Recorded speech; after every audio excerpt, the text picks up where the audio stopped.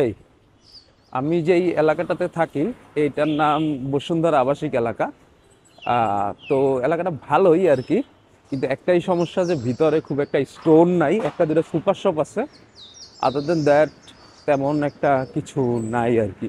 So আপনার যদি ফুচকা খেতে যদি মন চায়, তাহলে আপনার আইদার বসুন্ধরা বাইরে যেতে হবে, যেটা আমার বাসা থেকে মোটামুটি 2 কিলো দূরে সব দিক দিয়েই, অথবা আপনার ফুড পান্ডা বা পাঠাও ফুড, অথবা যে কোনো ফুড ডেলিভারি অ্যাপে অর্ডার দিতে হবে। এই যে আমার কাছে যে ফুচকাটা আসলো, এইটা অর্ডারটা করার পর, অ্যাপের মাধ্যমে অর্ডার করার পরও কিন্তু অ্যাপের বাইরেও কিন্তু আসলে অনেক কিছু ঘটেছে। যেমন রেস্টুরেন্টের সাথে অ্যালাইনমেন্ট এবং ডেলিভারি ম্যানের সাথে অ্যালাইনমেন্ট, এই টোটাল জিনিসটাও কিন্তু ডিজাইন করা। সো এই ডিজাইনটাকেই বলে সার্ভিস ডিজাইন। আজকে আমরা সার্ভিস ডিজাইন নিয়ে জানবো।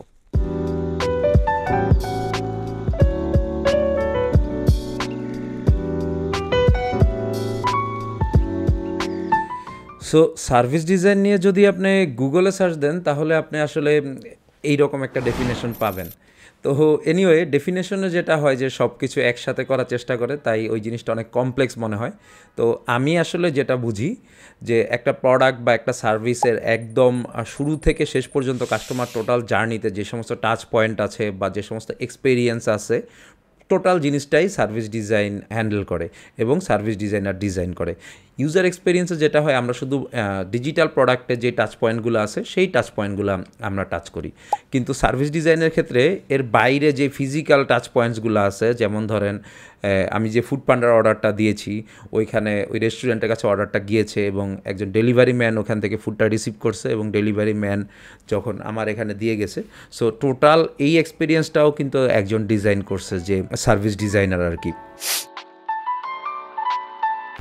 একজন সার্ভিস ডিজাইনারের রোল কিন্তু আপনার শুধুমাত্র কাস্টমার এক্সপেরিয়েন্সটা এনশিওর করা তা না, কাস্টমারের পাশাপাশি আপনার বিজনেসের ভ্যালু এবং ফিজিবিলিটি পার্টটাও কিন্তু সে দেখে। ধরেন একটা কিউ ম্যানেজমেন্টে কীভাবে ইফিশিয়েন্টলি কিউটা ম্যানেজ করা যায়, কীভাবে কত কম রিসোর্সেস মানে ম্যান পাওয়ার হইতে পারে, সার্ভার ডেটা হইতে পারে, অথবা আপনার টাইম হইতে পারে, সবচেয়ে কম রিসোর্সেস ব্যবহার করে কীভাবে অপটিমাইজভাবে কাস্টমারকে সবচেয়ে বেস্ট সলিউশনটা দেওয়া যায়, সেইটা নিয়ে কিন্তু সার্ভিস ডিজাইনার সবসময় চিন্তাভাবনা করে। সার্ভিস ডিজাইন নিয়ে যখন কথাবার্তা হয়, তখন আর কি দেখা যায় যে আমি যতবার চিন্তা ভাবনা করি গভর্নমেন্ট সার্ভিসেসের গুলার কথা চলে আসে। বাইরের দেশে গভর্নমেন্ট সার্ভিসেসগুলো অনেক সুন্দরভাবে ডিজাইন করা থাকে আর কি। এবং গভর্নমেন্ট কিন্তু অ্যাকচুয়ালি একটা সার্ভিস প্রোভাইডার, আপনার ট্যাক্স নিচ্ছে এবং আপনাকে অ্যাকচুয়ালি সার্ভিস দিচ্ছে। মেবি আমার কম জানার কারণে কিনা আমি জানি না, but government services are a great example of service design. So for example, আমরা যদি পাসপোর্টের এক্সপিরিয়েন্সটা দেখি, সো বাংলাদেশ গভর্নমেন্ট ট্রাই করতেছে ব্যাপারটা নিয়ে কাজ করার। যেমন ধরেন, আপনি অ্যাপয়েন্টমেন্ট দিতে পারবেন এবং ওই অ্যাপয়েন্টমেন্টের সময় আপনি বায়োমেট্রিক দিতে পারবেন, এবং ওই বায়োমেট্রিক দেওয়ার পর আপনার টোটাল পাসপোর্ট ডেলিভারিটা পর্যন্ত আর কি টোটাল এক্সপিরিয়েন্সটা, যদিও এটা খুব ভালোভাবে ডিজাইন না এবং কেউ এটা নিয়ে কাজ করে না, তো যার কারণে এখানে ইমপ্রুভ করার অনেক স্কোপ আছে।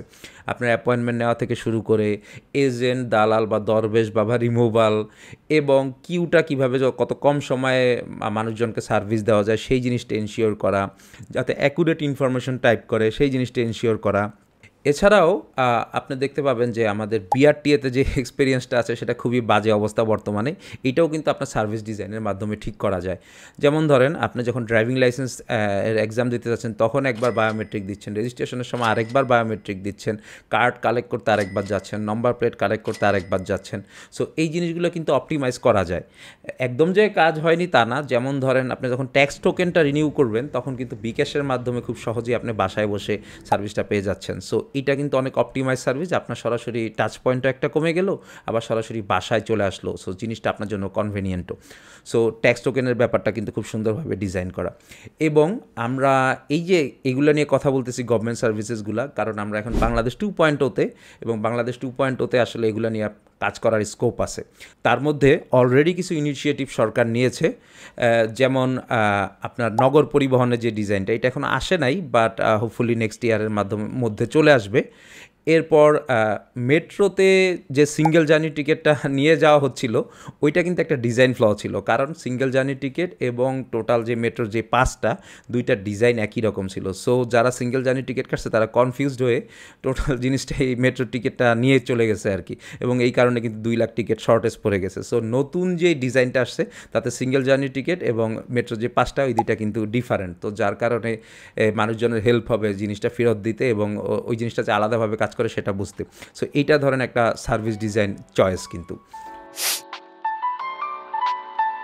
যেহেতু সার্ভিস ডিজাইন একটা ব্রড এরিয়া এবং সার্ভিস ডিজাইন আর একটা ক্যারিয়ার অপশন, সো ওইটা নিয়ে কিন্তু প্রচুর পরিমাণে পড়াশোনা করা যাইতে পারে এবং আপনি চাইলে আমাদের গতানুগতিক ইউএক্স ডিজাইনার না হয়ে আপনি সার্ভিস ডিজাইনারও হতে পারেন। বড় বড় কোম্পানি যেমন আমাদের দেশেরগুলোও, যেমন গ্রামীণ ফোন, বাংলা লিঙ্ক, রবি, এরা কিন্তু সার্ভিস ডিজাইনার হায়ার করে, আর বাইরের কোম্পানিগুলো তো আছেই। অ্যাজ এ প্রোডাক্ট ডিজাইনার আপনার কি সার্ভিস ডিজাইন সম্পর্কে জানা দরকার কিনা? আসলে আমি মনে করি যে কিছুটা অবগত থাকা খুবই জরুরি, যেহেতু আপনি প্রোডাক্ট ডিজাইন হিসেবে ডিজিটাল এক্সপিরিয়েন্স এবং ফিজিক্যাল এক্সপিরিয়েন্সের সাথে ইন্টারকানেক্টেড থাকবেন। যদি আপনি একটা স্টার্ট আপে কাজ করে থাকেন তাহলে আপনি দেখা যাবে যে সার্ভিস ডিজাইনটাও আপনার অপটিমাইজ করা লাগতেছে, আবার প্রোডাক্ট এক্সপিরিয়েন্সটাও আপনার অপটিমাইজ করা লাগতেছে। আর বড় বড় কর্পোরেশনে যেটা হয়, সার্ভিস ডিজাইনার আলাদা থাকলে তার সাথে খুব ক্লোজলি কাজ করা লাগবে as a product designer. So জিনিসটা সম্পর্কে জানা থাকা জরুরি। ফিউচারে আমরা জানি না যে কি হতে যাচ্ছে ডিজিটাল এক্সপিরিয়েন্স, এটা অগমেন্টেড রিয়েলিটি হয়ে যেতে পারে, ভার্চুয়াল রিয়েলিটি হয়ে যেতে পারে, বা এআইয়ের মাধ্যমে ডিজাইন করা হয়ে যেতে পারে, কিন্তু সার্ভিস ডিজাইন কিন্তু ক্রিটিক্যাল থিঙ্কিং এবং প্ল্যানিংয়ের কাজ। সো অ্যাজ এ ডিজাইনার হিসেবে আপনি কিন্তু সার্ভিস ডিজাইনে পিভট করাটা খুব সহজ হবে আর কি, চট করে চলে যেতে পারবেন। তো আজ এ পর্যন্তই। সার্ভিস ডিজাইন নিয়ে পড়াশোনা করুন। ও হ্যাঁ, আরেকটা টাস্ক আছে আপনাদের জন্য, সেটা হচ্ছে যে আমি যেই গভর্নমেন্ট এক্সাম্পলগুলো বললাম এছাড়াও আরও বাইরে অনেক এক্সাম্পল আছে যেগুলো সার্ভিস ডিজাইন করা যায়, সেগুলো নিয়ে একটু চিন্তা ভাবনা করে আপনারা কিন্তু সলিউশন ডিজাইন করতে পারেন, যেটা আপনার ফিউচারে কেস স্টাডি হিসেবে কাজ করবে। ধন্যবাদ। আগামী কোনো ভিডিওতে দেখা হচ্ছে। ভালো থাকবেন।